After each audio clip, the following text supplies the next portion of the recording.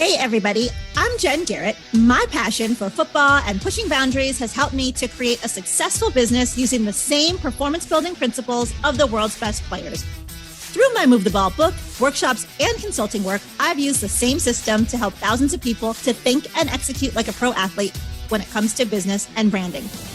Now, I'm on a mission to help you utilize those tools and strategies to elevate your hustle and get you across the goal line.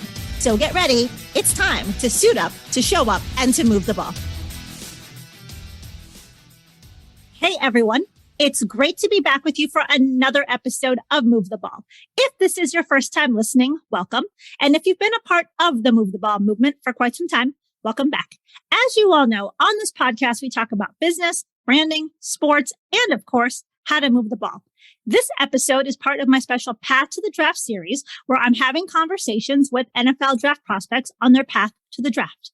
Now, if you have not yet subscribed to the podcast, make sure that you do that today so that you never miss an episode. Hit that subscribe button. I've got a great lineup of guests as part of this series. We've had great ones on so far, as well as awesome other ones coming up, as well as in the regular show too. So make sure you subscribe to the podcast. And today, for our episode, Inside the Huddle with us and ready to share his story and talk about his path to the draft is Jalen Speedy Nailor. Speedy is a wide receiver who played college football at Michigan State University.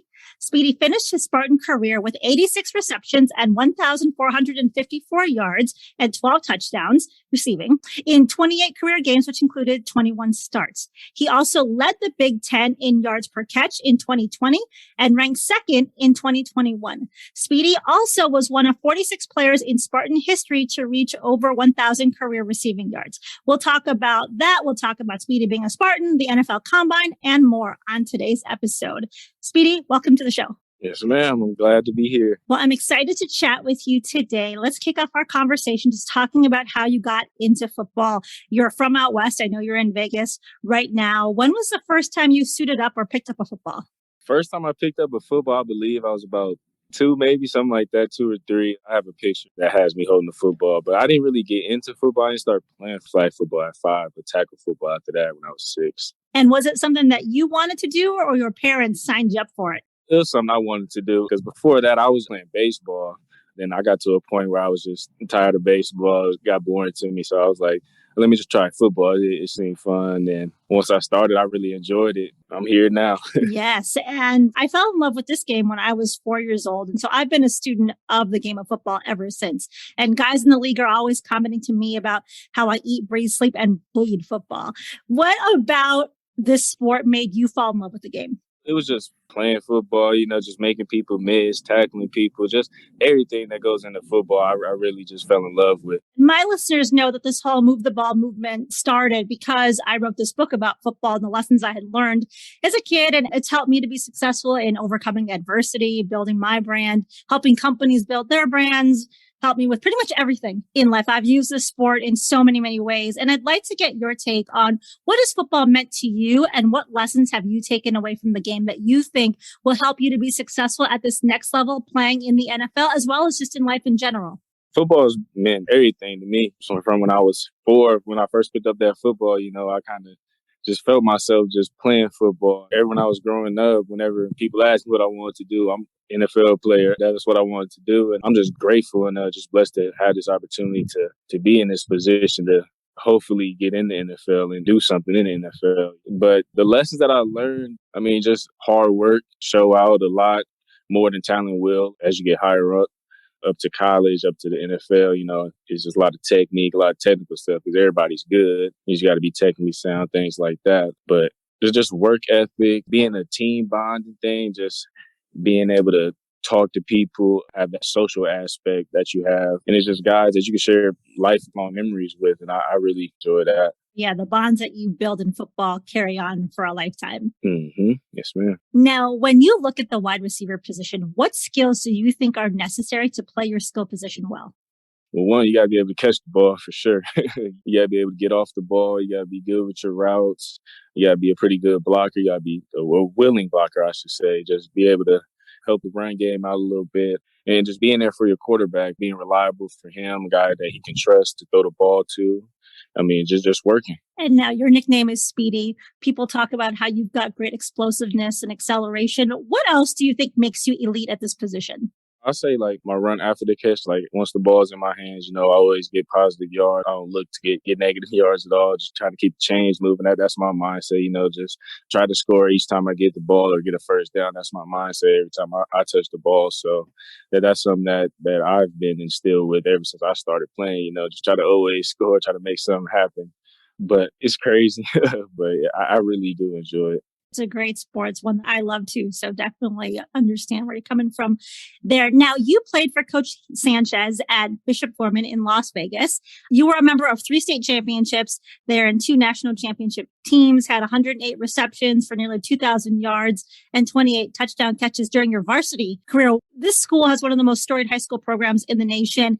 Tell us what in your mind makes this school and the program such a successful program. It starts off with the people in the program. The coaching staff is tremendous. They're amazing. They always want the best for the kids. The training room that we got, the weight room is top notch, almost at the college level. We got our own weight room with a track inside of it, cold hot tubs, whole training room, a huge locker room. We got a nice field to play on. So, it's everything that goes into it. And the boys are hungry to keep that tradition going. Not only did you play football there, you also ran track. State titles your senior year. You helped the school to its first ever team track state championship. Tell us more about how you got into track. And I'm sure that's a big part of why you have the nickname Speedy today. Well, track was something that I started when I was 6. My parents wanted to just throw me in there just so I can keep my endurance up, get even faster. So ever since I was 6, I was running track all the way up until freshman year of high school. At one point during that period, I believe I was 9 or 10, I was the fastest kid in the nation in the 100.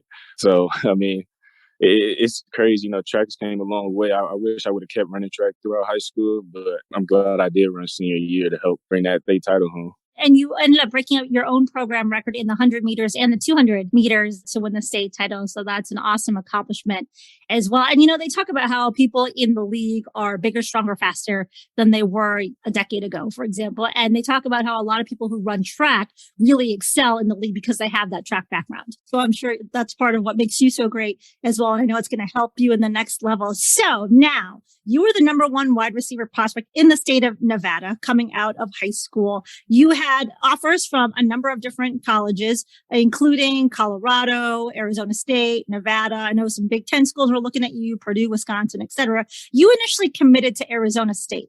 And then after Arizona State had some coaching changes, Coach Graham was let go, you ended up making a different decision. Why MSU?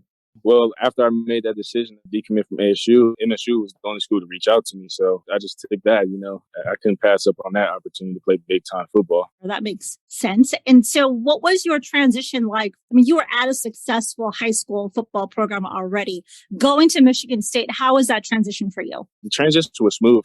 The way practices are run at Gorman is pretty much the same way it's run in a college at MSU. So, it wasn't really no crazy transition for me. It was just being around other great guys literally all the time. And your freshman year, you ended up finishing with 279 yards, and you had the Spartan's second longest rushing play with 75 yards in a fourth quarter touchdown. Tell us about that game versus Indiana.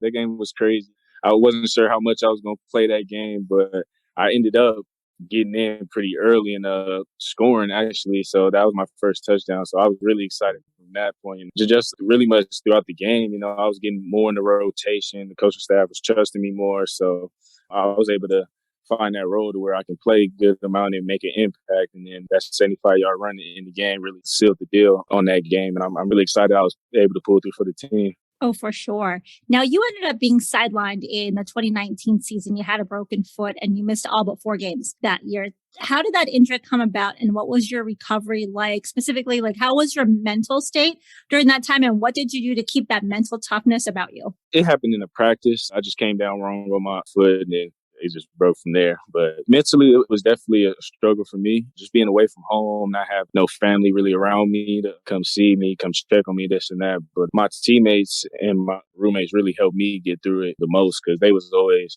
with me pretty much throughout the day. Whenever we was done with football, school and stuff, they was always hanging with me, making sure I'm good and keeping me level headed. So I'm real grateful for my roommates back then and teammates. So it was rough, but I was able to get through it, and I'm definitely stronger now from that. And as you know, that being a good football player, it doesn't just happen on the football field. There's diet, of course, there's the weight room, the film room, and so on. How did being on the sideline with this injury and not being able to play for a while help you to become a better football player for your return? It made me better mentally with like the play calls, just seeing different coverages from defenses, and then just being able to read those guys out to try and put myself in a position where, as if I was out there on the field, like what would I do here, what would I do there, and then just trying to help the younger guys that was getting the reps, that wasn't really getting many reps when I was in, but just helping them, try to help them grow, see things that they might not see. Now, when you returned, you ended up leading the Big Ten. You were 14th in FBS stats in yards per reception, 19-point average yards per catch. You ranked 6th in the Big Ten in receiving yards per game, had 4 catches of over 50 yards. What were you doing right when you returned to really ensure that you would show out every Saturday? I mean, I was just putting in the work with the strength and conditioning staff and the training staff. They was just helping me, trying to get me back as fast as possible, as best as possible. Once I came back, I hit the ground running. And when you returned, you had your first career 100-yard receiving game against Iowa, had 119 yards that game. What was that like for you? It was frustrating a little bit because they blew us out, but it was nice to have those stats. But I wish we would have came out with the win. But I mean, it was great to play in Iowa. I've never played there before. I wish fans were there because it was COVID year. I wish fans was there, but it was a good experience though. And with the COVID year, it forced us, all of us, not just football programs, to adapt and adjust and figure out a new way to continue to move forward. What did that year teach you, and how did you grow from that experience? It just taught me that things are still going to be emotional no matter what happens with the world. The world's going to keep on spinning. Days are going to keep on going. It's going to be night, day. Days are going to change, but you just got to control what you can control. And that's something that I really focused on like the past couple of years, just controlling what I can control and not getting too mad or sad about something that might not be going my way. It's just got to look at it like, I can't control that, like on to the next thing. Like it just happens. Right. And people talk about that all the time, controlling what you can control, especially in football and in sports. And I think it's important for people to remember off the field too, that there's all kinds of craziness going on in the world. But if you stay locked in on what you need to do and control what you can control, you'll go far. Yes, ma'am. Exactly. So let's fast forward to the 2021 season. You played in 9 games, started the first 8, then you missed the last 4 games, ended up coming back for the Peach Bowl. What was that like that season? And then just having that injury that put you out for a little bit? This season was amazing, going 11-2 under Coach Tuggett. It was a real great year. It was a fun year. Each week was really fun, preparing for teams, going against teammates. It was just the whole overall, just like mood change for the whole program. Everybody felt energized, ready to put in the work and ready to go. So, I mean, it was a great year leading up to my injury, broke my hand, which sucked. But I mean, it wasn't terrible for me. I was in good spirits because I know things happen for a reason. I've been through this injury stuff before. So, I mean, I didn't let it get to me at all. I just wanted to help see guys win and help the younger guys out that needed it. And in this past season, MSU was 9-0 when you were in the lineup. Aside from dominating on the football field, what were you doing to help your teammates play well and just to perform at that higher level?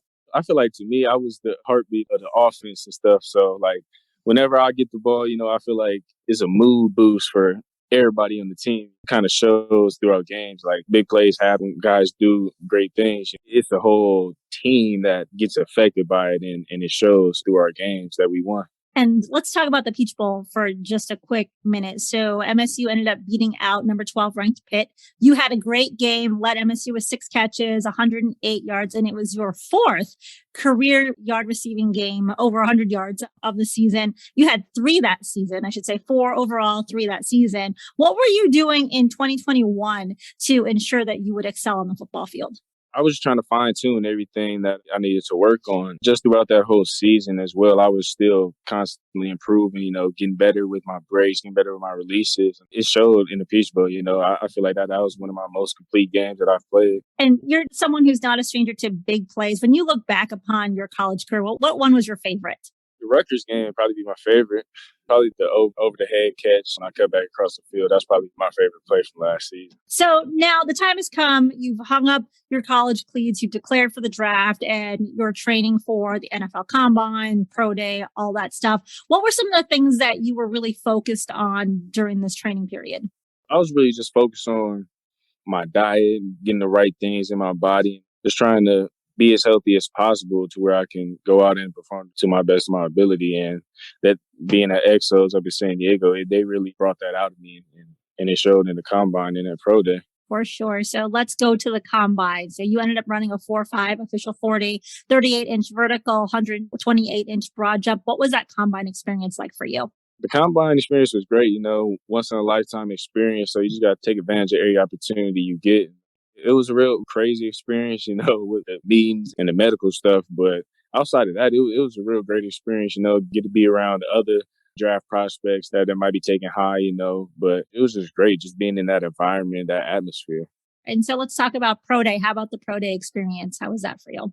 Pro Day experience was good as well, just being back with my old teammates from college, get to see all of us work and see how much we've improved over the past 2 months. It was great. And so, Jalen, if a team were to ask you, why should a team pick you over someone else, what would you say? I say I'm one of the most versatile players in the draft. A guy that's willing to do it all for the team, whatever it takes, I'm willing to do it. Great answer. So what I want to do is run you through my 2-minute drill. But before we do that, because you did mention Coach Tucker earlier, I want to ask you, what in your mind makes Coach Tucker great?